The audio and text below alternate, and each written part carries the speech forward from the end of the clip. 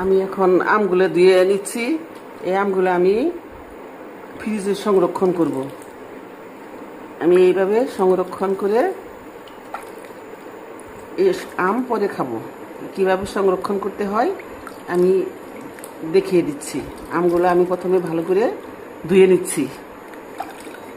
এখানে এরকম পাকা আম নিয়ে ভালো করে ধুয়ে আমি একটা বলে জড়িয়ে নিচ্ছি।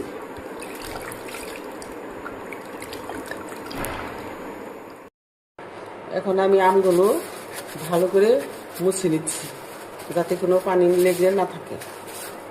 এই তো এরকম করে সুন্দর করে মুছে নিচ্ছি। মুছে নিলে বাড়তি পানিটা থাকে না, আমগুলা ভালো থাকে, সুন্দর থাকে।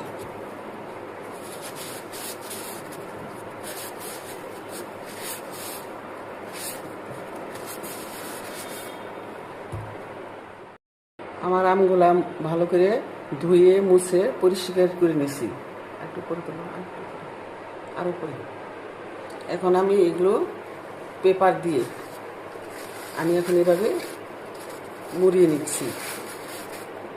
আমি টিস্যু পেপার দিয়ে মুড়িয়ে নিচ্ছি। এভাবে আমি একটা একটা করে পেপার দিয়ে মুড়িয়ে নিচ্ছি।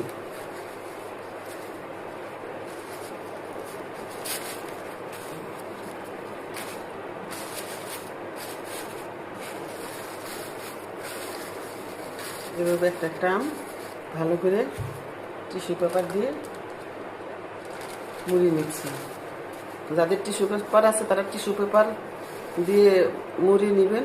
যাদের কাছে পেপার আছে তারা পেপার দিয়ে মুড়িয়ে নিলেও হবে। দুইটা করে রাখি একসাথে, একটা একটা রাখলেও হবে, দুটা রাখলেও হবে। এইভাবে মুড়িয়ে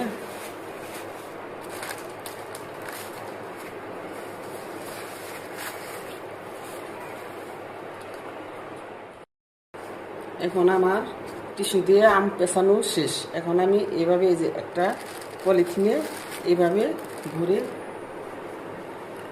রেখে দেব ডিপ ফ্রিজে।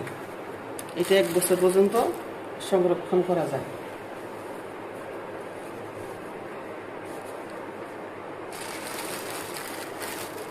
আমি এভাবে সবসময় সারা বছর আম সংরক্ষণ করে খাই।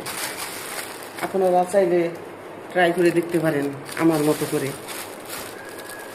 সারা বছরের জন্য আম সংরক্ষণ করা।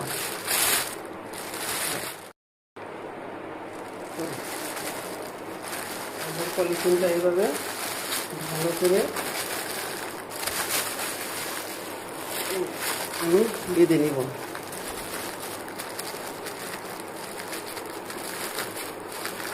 যাতে ভিতরে কোনো বাতাস ঢুকতে না পারে। এখন আমি ফ্রিজে রেখে দেব। এখন আমি ডিপ ফ্রিজে রেখে দিচ্ছি সারা বছরের জন্য আম সংরক্ষণ। আমি এটা আমার যখন মনে হবে, যখন আম থাকবে না, তখন আমি এই আমগুলা বের করে খাবো।